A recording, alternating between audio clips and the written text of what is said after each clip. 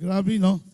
If you are going to look at the history, that was 1906 until 1913. No, there was 7 years of revival.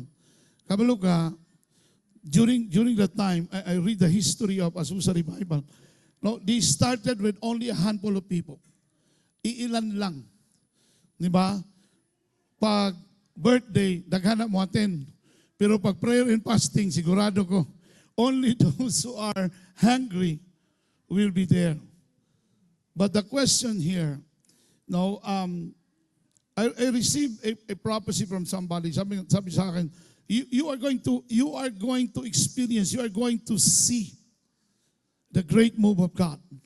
But my question to you is this: are you willing to pay the price? And I was stunned. Sabi ko, yeah. Pero iniisip-isip ko, ano kaya itong price na ito? Ano kaya itong sacrifice na ito that I'm willing to pay? Ang tanong natin ngayong umaga, no, hindi question kung gagalaw ang Diyos o hindi. Talagang gagalaw siya. Kasi yun ang dahilan kung bakit namatay siya sa krus. In order for us to have an abundant life. The enemy had come to kill, steal, and destroy, but Jesus came to give us life and to have it more abundantly. God wanted us to experience an abundant life. Hindi yung wishy-washy na buhay. No, kanang tubag sa uban nga, kumusta man ka, Brad? May man. Ya, kumusta man? Buhi-buhi. No, kabalo ka, kanang buhi-buhi, usahay buhi, usahay patay. Mo nang tinuod diha. Usahay makakaon, usahay dili. Usahay makabayad sa utang, usahay dili. Those are the things na dili na mao'y purpose sa Ginoo. Dili na mo imong portion. Your portion is abundant life. Sabi mo dun sa katabi mo, your portion is abundant life. Nga man lagi naman ko'y sakit. Nga masakiton man ko kung abundant life. Because when we say abundant life, that includes our health. Why are we suffering from some sickness and disease? But you know what? Because you accepted it. That is not your portion. Diabetes is not your portion. High blood is not your portion. Hypertension is not your portion. But you welcome it in your life. Try to reject it. Try to speak what is your portion. My portion is healing. Therefore today, I am healed by the blood of Jesus. Hindi yung pati yung sakit mo, pinagmamalaki mo pa eh. Lalo na yung mga sakit na pangdato. Di ba? Umusay mo ang sakit. Nalagay ko iguan, kanang gas pain. Ang Bisaya ko na panungot rago na. Yung gwapo kay paminahon in English ba, gas pain. Wow. Ayaw isulti unsa imong sitwasyon. Isulti kung unsa ang imong portion. Your portion is abundant life. Do not try to entertain kesera-sera, whatever will be, na buhay. Kaya tayo, you know, the reason why we're living in a very terrible life because we allow it to happen. Ato magong gi-welcome. Ay, dili lagi ko anak kay kanang high blood magkuko. Kasi lagi ingon sa imo high blood ka. Ang doktor, mo ba? Okay, we have two medical doctors here, huh? Na ay surgeon, na ay general medicine si Doc Raids, Manuel, and also Doc Himes. Kabalo ka ng mga doktor. Gialaw ng mga doktor na naa sila para ma-diagnose ka. Karon pag ma-diagnose ka, apil lang mga doktor, apil na sila sa plano sa Ginoo, nga pakitaon sila og milagro sa Ginoo. Mga ba, Pastor, paunsa? For example, where's Ate Annabel? Ate Annabel Abian. Okay. Ate Annabel, was diagnosed first with breast cancer. And he undergo the process. After the breast cancer, colon cancer.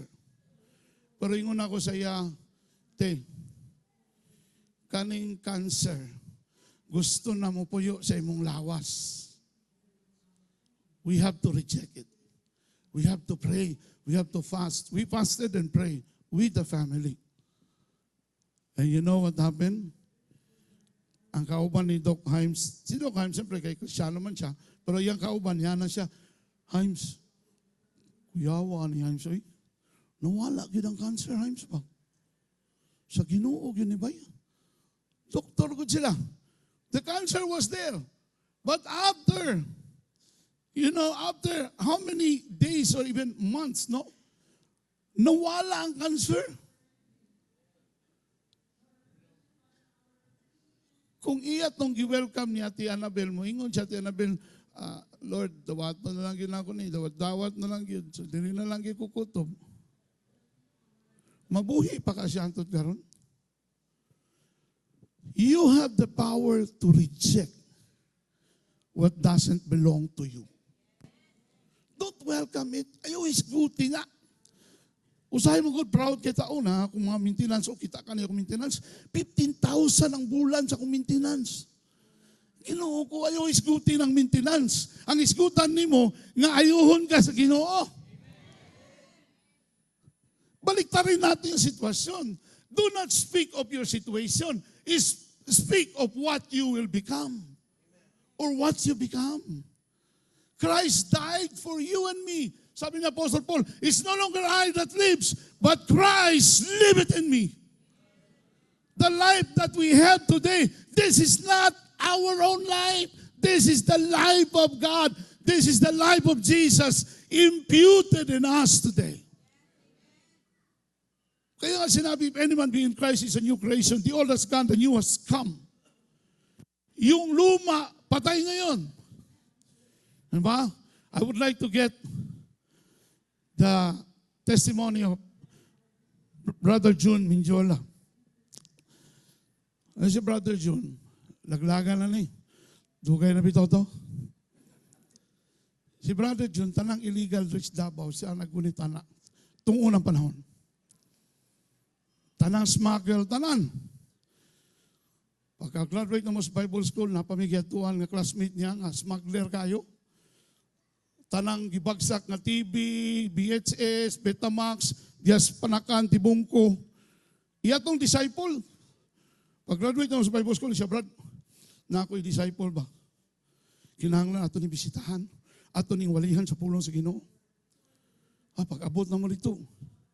Pagkapagagon mi, gikan pagod mi Bible School, pag graduate. Nuktok dito, ana rin to yang amigo, somewhere diri sa Basateri. Iti amigo, uy, pre, kumusta mo ka, pre? Long time no see. Pre, niagil ko rong adlawa, pre. Kaya kipaanhin mi sa Ginoo. Basta ang naong sa iyahang amigo nga, partner niya sa smuggling. Niya na ko, no? Unsay pa sabot ni mo, pre? Pre, dali, pre, manglingkod ta, pre. Bisag iyatong balay, kami mo nagpalingkod niya. Lingkod, pre, lingkod, pre. And then we started to share the word of God.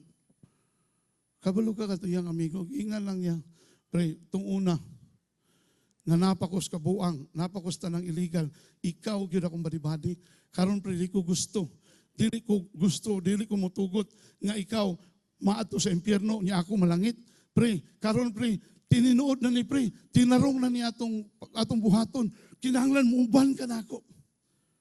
Kabalo ka, without a shadow of doubt, ingon siya pre, nakita na ko imong kabaguhan, gusto ko mosunod nimo.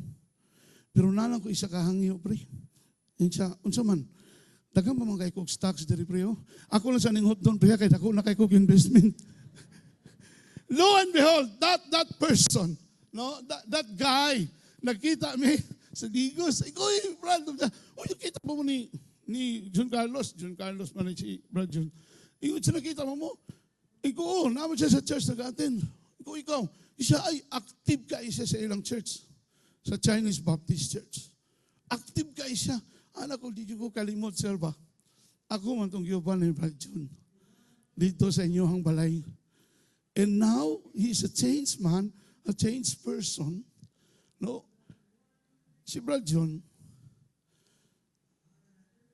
narabay police diri.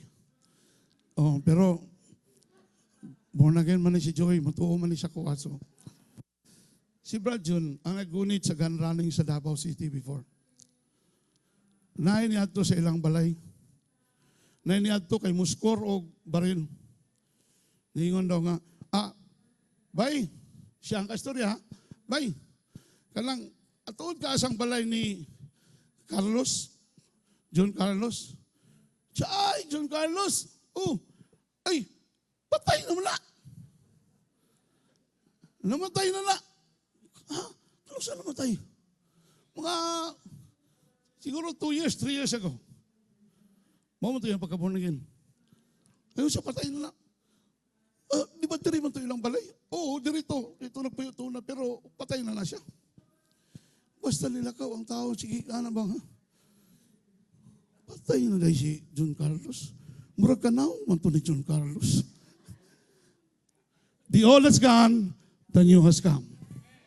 The old has gone, the new has come.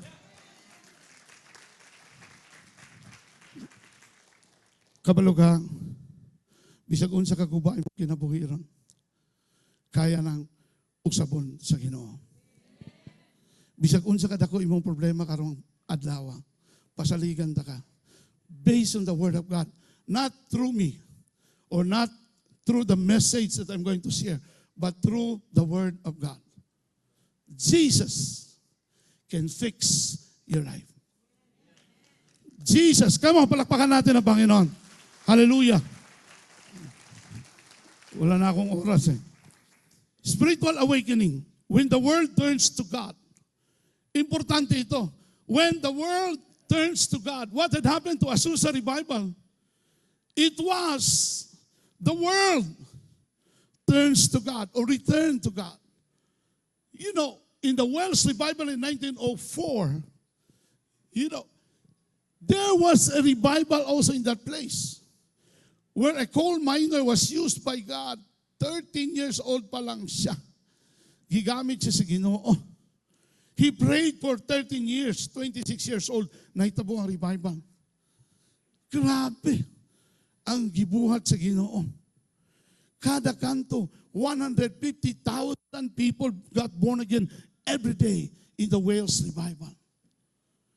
Nago ko, wow, Lord, di na kinahanglan strategy ni, di na kinahanglan ni prayer of 3, or di na kinahanglan ni dusi. You'll just go out in the streets and preach the gospel, and people will accept the word of God, and people will repent, bend on their knees, and repent to God. Because that is the atmosphere of revival, the outpouring of the Spirit of God. You know, that is the heart cry. That is the cry of our hearts today. Lord, give us revival. Give us your visitation, that later on it will become a habitation. You know, spiritual awakening is the habitation. Hindi lang siya bibisita, titira siya sa iyo. How would you like to hear that? Di nila ang bisita will just come and go. But Jesus, He will not just visit, but He will inhabit. Mupuyo siya nimo. Mao na nga og na kay buhaton, nay mo tintal nimo, naay mo pahinumdum nimo through the Holy Spirit. Ayun na buhata. Makadaot na. Ayaw pangawat. No? Ayaw hilabti ng flood control, ayaw na hilabti. Kaya madaot ka na. Madaot po ng pangalan sa Ginoo, labi na nga bunagin ka.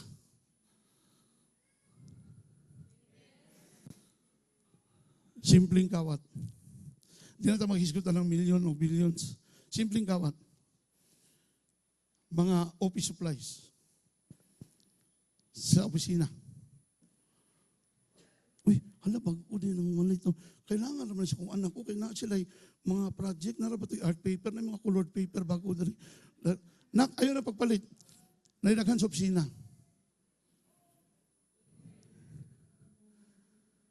Simpleng that. Ang office supply sa inyong opisina, imong gidala sa inyong balay, envelope, coupon ban, ballpen. Kailangan lagi na ko ballpen, kailangan lagi na ko mao kanang pentel pen. Ay, napapalitan na. Ha? Ano man ma? Naidagan sa opisina. Ikaw ba'y nagpalitan na?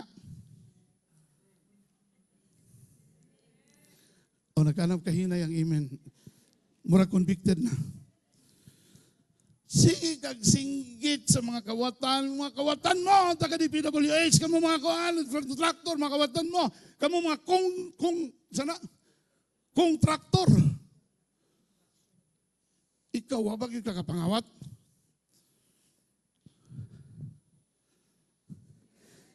Hilom kayo, Lord. Murag tinuod niya kung wali ron, hilom kayo.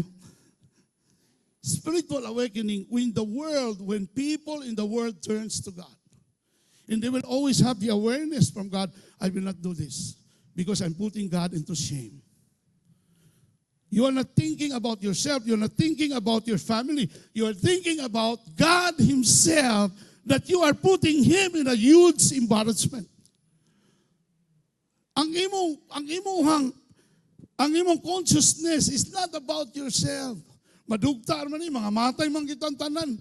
Pero ang Ginoo una pag magbinuang ka, ang Ginoo may unang maulawan sa imong kinabuhi. Sige nagsimba-simba. Mao man gyapon ang batasan. Wa man gyapon na usab. Of course, no, I have to give balance on that. Di man gyud tanan mausab dayon.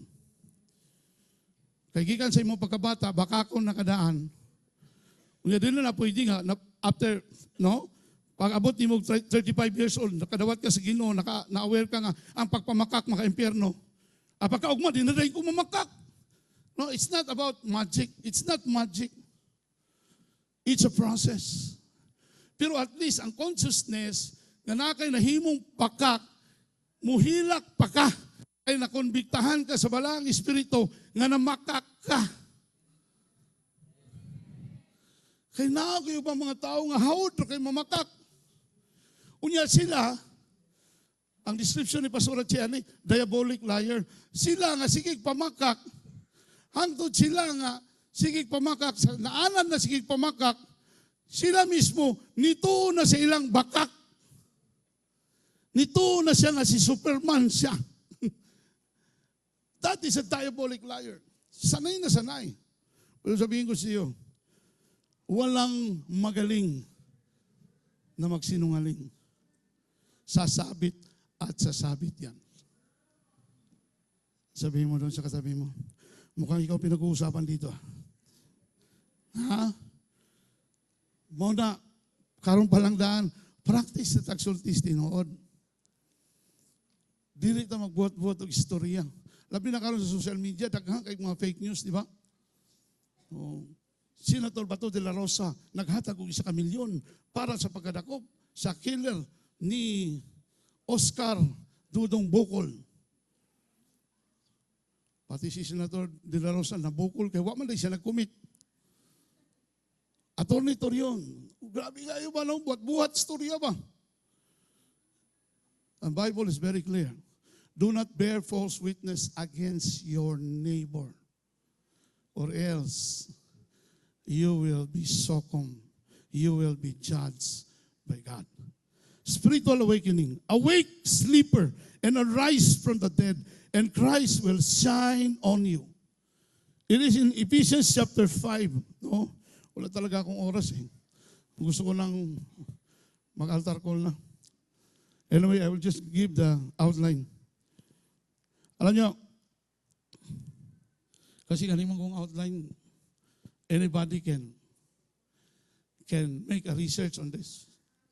Pero sige lang, butangan lang na ako gamay o kuhan para na theological na kuhan text.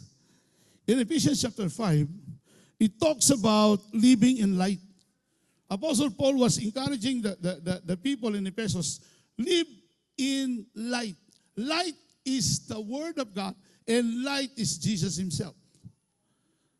Sabi niya, you have to live in light. Awake, sleeper, and arise from the dead, and Christ will shine on you. That's in verse 1 to 14. But in verse 15 hanggang 20, Apostle Paul was encouraging the Ephesian church to live by the Spirit's power. Na pag ang Ginoo imong gidawat sa imong kinabuhi, bilang Ginoong manluluwas sa imong kinabuhi, now that power from the Holy Spirit resides in you today. Amen ba? I would like to give outlines lang. Okay? Para nalantay magamit karong si Manaha. You know, awakening is more than revival in the church. Awakening is when the world turns to God. That is spiritual awakening. The world is in darkness. People are searching for answers. And God is calling His church. We are the church. This is not the church. It is just a building. But we are the church. Ecclesia. Kita ang simbahan. That is why Apostle Paul said, no, you're not. You're the temple of the Holy Ghost. Kita, templo ta. We don't have a temple today. We don't have a literal temple today. But our life is the temple of the Holy Spirit. Once you have a relationship with God, God resides in you through the Holy Spirit. Monang lingon din na, whoever destroys this temple, I will also destroy him. Kinsa man ang mo destroy ani nga temple, ako sa tiyang pagagubon. That is why wala sinabi sa Bible na bawal manigarilyo. Wala gisulti sa Bible na bawal mag-inom ug mga ilimnon nga makahubog or agwa di pataranta. Wala gisulti sa Bible lala. Of course, there's one verse that says, do not be drunk with wine, but be filled with the Holy Spirit. Pero wala kayo emphasis diha. Pero ang grabing emphasis, do not destroy this temple. Because this temple is the temple of the Holy Spirit. When you smoke, you are destroying your lungs. You destroy the temple. When you get drunk from time to time, you are destroying your liver or your kidney might be. You are destroying this temple. And whosoever destroys this temple, I will also destroy him. Three things. During the revival or the awakening, the church awakens to Christ. Ang simbahan, magkaroon sila consciousness. Makamata sila. Nga, ang simbahan, kinahanglan, makamata. Ingon pa di, awaken. No? Those who are dead, be awakened. Awake, sleeper, and arise from the dead. Because for the wages of sin is death. But the gift of God is eternal life through Christ Jesus, our Lord and Savior. All have sinned. Romans 3:23. All have sinned and fall short of the glory of God. Therefore, all of us were dead before. But now, because of Christ, we made alive in Him. Ingay mo katapat, ayaw sayangi ang kinabuhi nga gihatag sa Ginoo sa imuha. Sige, ayaw ka ulo. Di lagi na masuko, nagutasod simbahan. Di na siya masuko kay kabuluman siya nga simbahan ni. Tinuod na. That's the message. Do not abuse. Do not misuse the life that God has given you today. Now, there are three things. No, ako na ning, the church awakens to Christ. Awakening starts in us before it spreads through us. Before makaroon o revival, before motuo ang imong mga kauban sa opisina nga gibag-o na ka sa Ginoo, kinahanglan makita nila nga nabag-o na ka. Kinahanglan makita nila nga kung mangutang ka, mubayad yun ka. Uy, murang may problema na eh. Ha? Kaya anak naman ka sa Ginoo, ang anak sa Ginoo, no, dili na mamago. Dili na manginjan. Mubayad na. Ingay mo tapad, bayad na. Oh, ay tuloy anak na ko sa Ginoo, gibayaran na sa Ginoo ang tanan. So tanan akong utang gibayaran na sa Ginoo. Unsang klaseng theology na ka? Ambot asa na nimo nakuha. Tinuod gibayaran na tanan sa Ginoo. Mao na ang pangbayad ana nana sa Ginoo. Atong pangayoon para makabayad tas tao. Pag nabago imo kinabuhi, kanang mga nakapalibot sa imo ha, mo nang gingon if I change, everything changes. Sige kagkasuko anang mga silingan ninyo, sige kagkasuko anang imong kauban sa opisina, no, mga tapulan sila ng dagko, mga sip-sip sila sa mong boss. Basig wa sila nakitaan sa imo. Basig old life paghapon. Okay? Kinahanglan makita. Before katuhuan, kinahanglan makita nga naay kausapan sa imong kinabuhi. Apostle Paul said, you are the living epistle. Ikaw ang buhing testimonyo. Ikaw ang buhi nga pulong sa Ginoo. Ingon pa diya, in the beginning was the Word, and the Word was with God, and the Word was God Himself. The Word that came into your life. Resurrected life of Jesus lives in you today. Muna dili pwede nga magpuyo ka sa karaan. Magpuyo ka sa bagong kinabuhi. Pag ang imong kinabuhi, revive. Ang imong spiritual life, nabasa sa presensya sa Ginoo, mao ni mga ebidensya. First love, restored. Si Lord ang first love.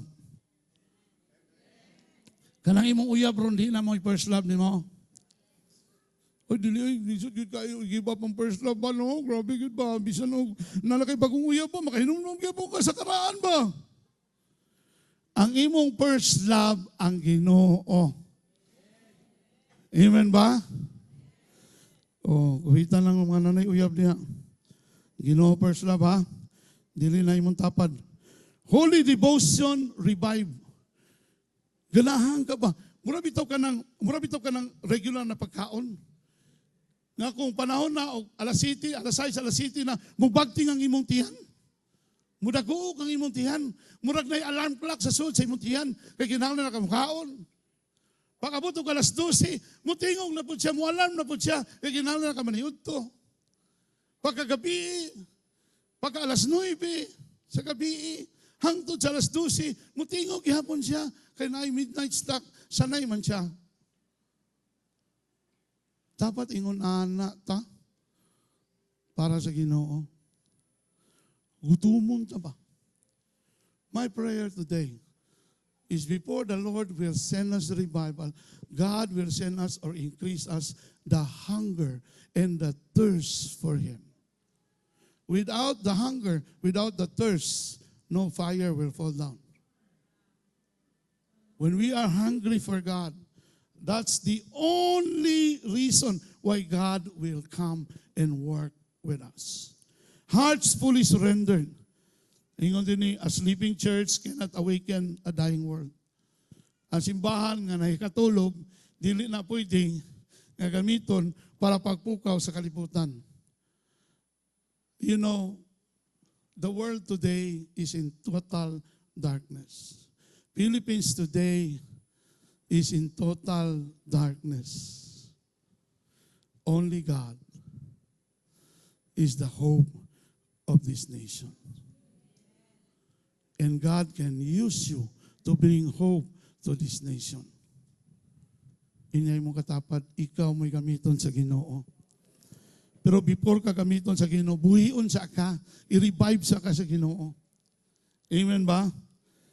Number 2, the lost turn to Jesus. During the spiritual awakening, the lost will turn to Jesus. When the church is awake, salvation multiplies. Muna karong hapon, the young people, the YM, will go out and reach out in the park diya sa Doña Vicenta. We'll be gathering at 1:30. Am I right? 1:30 is a hub, and then we will pray. I will give instructions to the young people, and I myself, I brought my t-shirt, 3 prayers. I will also evangelize this afternoon diya sa Doña Vicenta Park. I don't know what's the name of the park. Tama, Doña Vicenta. Yeah. Because once you are filled, there's no way na pwede. There's no way. You cannot contain the love of God. But you are compelled to share it to other people. Next Sunday, I'll be sharing about, being filled, being the channel of the blessing. Families restored during revival. Bondages broken. Cities filled with joy. Pareha sa naitabo sa Azusa Street. And all the revivals in the past. Number 3, society is reformed by God's kingdom. Ang kinatibukan, kabalo kang ano ingunanin ng kalibutan, kaysa ang simbahan tulog.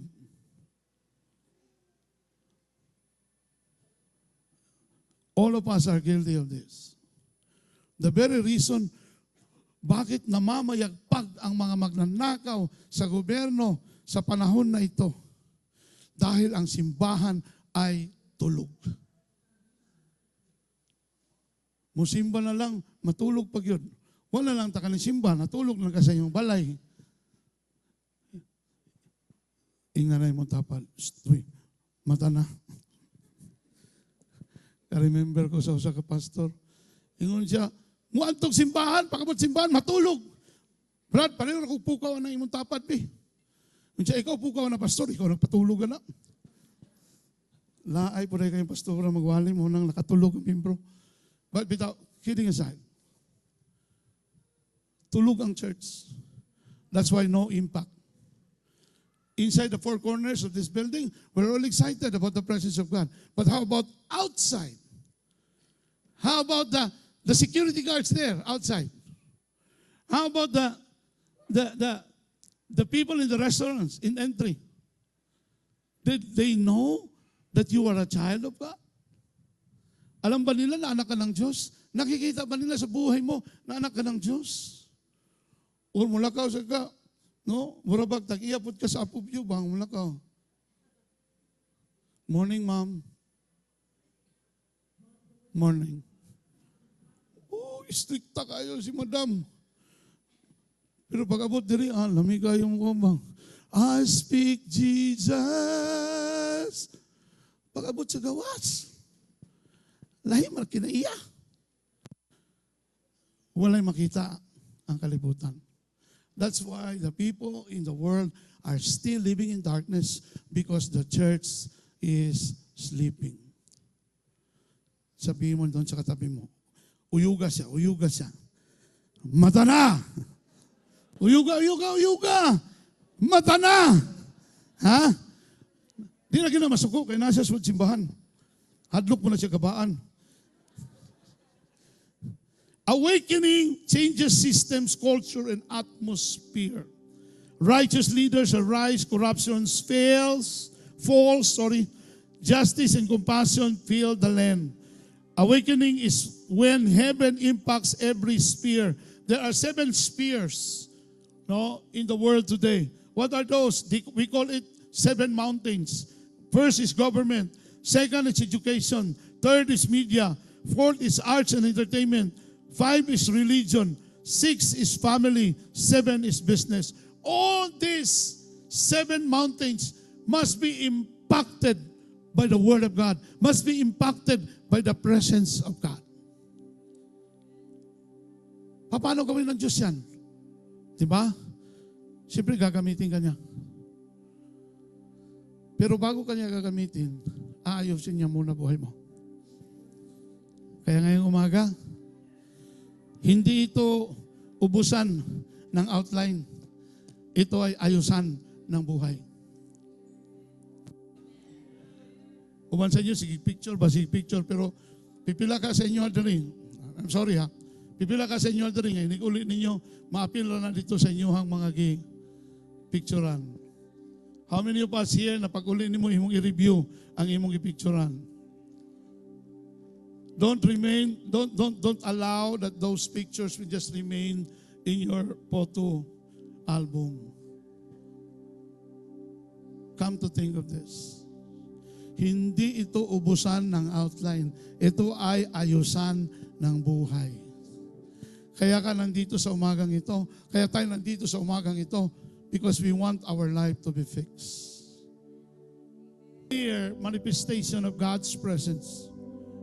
When there is the presence of God, healing will just flow naturally. Pagkakita na ko aning video, last Thursday, I desire to see a miracle. Si Wayan, katong anak ni Wilmer o ni Mel, they are not here. Na sila sa Hong Kong. They left this morning. Si Wayan had been having a disease na even the doctors could not determine what kind of disease. No? Paliro ko sa picture. For 1 week, inom si Teresin, daghang kay siya giinom, mawala siya pero mubalik na po siya. Every Friday, can I have that first picture please? Every Friday we have our revival, our soaking in the Spirit at the hub. During the revival, during the soaking, nakita na ko si Wayan and Mel was so down, Wilmer so discouraged. Kasi sabi yung isa, yung may mga pantal-pantal, yan. Mo lang itsura ni Wayan sa tibok lawas, that was Friday before the revival. And then, during the worship, I cried out to God kay discourage kay tibok pamilya kay kung dili na mawala ang pantal niya, dili maghatag ang doktor og signal na makalarga siya. Mamaging is here. Naluoy kay ko ni Wayan. During the revival, I cried out to God, Lord, heal Wayan today. 2,000 years ago, you have healed him. And then I called Wayan. Lahat na nandoon. Sino yung nandoon na umaten? Pakita yung kamay. Yan. Oh. Para ipakita nga dili to ako, sila nag-ampo tanan katong na dito. They prayed for Wayan and after that, I prayed for him. Pagpatong na ako sa akong kamot sa iyang ulo, init kayo ng akong kamot. And I could feel the anointing. I know Wayan will get healed. The same anointing, the same hot hand that I experienced when I prayed for a crippled man in Mukdahan, in Northeast Thailand. And that crippled man started to walk. When I prayed for Wayan, from the head to the toes, and then after that, we went home. The following day, yan na po ang itsura ng legs ni Wayan. Sige. Wala na ipantal. For 1 week, you've been suffering for that. What is that? That is God. People will know that God is alive. Masaya ako. Napaiyak ako na umaga eh. Sige, ituloy mo yung mga pictures. Napaiyak ako eh, si Wayan, no? Kasi sabi ni Teacher Kim, sabi ni Pastora Kim, sa Cebu Pacific, dili pwede ang bata nga naay allergy na pasakyon sa aeroplano. Sa check-in counter pa lang, kailangan pangitaan na siya kwan. But look at him. Happy kay si Wayan and with his younger sister. That's the Team OSA with Jade and Meds. They are now in Hong Kong. They already arrived in Hong Kong. So, makita ni mo ba? Dili lang ni sa asusa. Pwede ni mahitabo sa imuha. Amen ba? In closing, I would like to ask JB to come.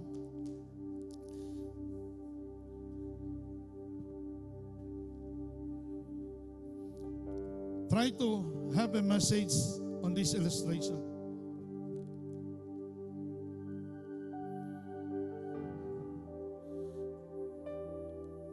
This is your life. Ito yung buhay mo. Empty, di ba? Pero clean. Pero empty. This is God. His life is pure and clean. And the Word of God is very clear. If you will accept Him as your Lord and Savior in your life, He will give you the ability, He will give you the opportunity to become His own children. Ang buhay ng Diyos ay ibubuhos niya sa buhay mo. Walang pagkakaiba. God is our source, and you are God's resource. Kahit saan ka pupunta, you are a carrier of God's wonderful and powerful life. It's not Pastor Blair who will pray for the sick, but even if you yourself, you will pray for the sick will recover. Because the life that you have, as God as your source, you are the resource of God. Same life, same power, same authority that God has bestowed upon your life. You are the donkey, the carrier of God's presence.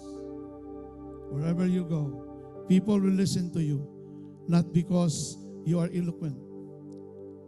Those people in the past that doesn't have a good quality education, but they are used by God because the Spirit of God was poured out upon their lives.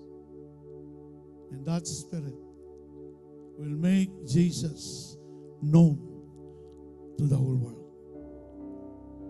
My challenge to all of us, thank you, JV. My challenge to all of us this morning, don't call your leaders. Don't call anybody else. You have the power to speak for His word. Importante lang, kabalo ka, nga anak kas Ginoo. Every time I pray for the sick, I will always say, Lord, last Friday ngon ako, Lord, imuhan ning show, ikaw magpakita. As I asked the congregation to pray for Wayan, yan, a closing prayer lang ko.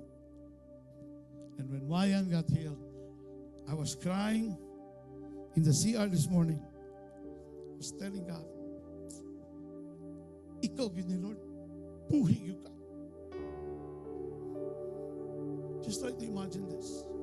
Kung ang imong pamilya nga masakiton, ang imong pamilya nga problemado kaayo silang kinabuhi, kunya imuhang ampuan, imuhang deklarahan, imuhang ikuman ang sickness to live, and then they will recover, they will come back, and they will turn to God. Their lives will be surrendered to the Lord.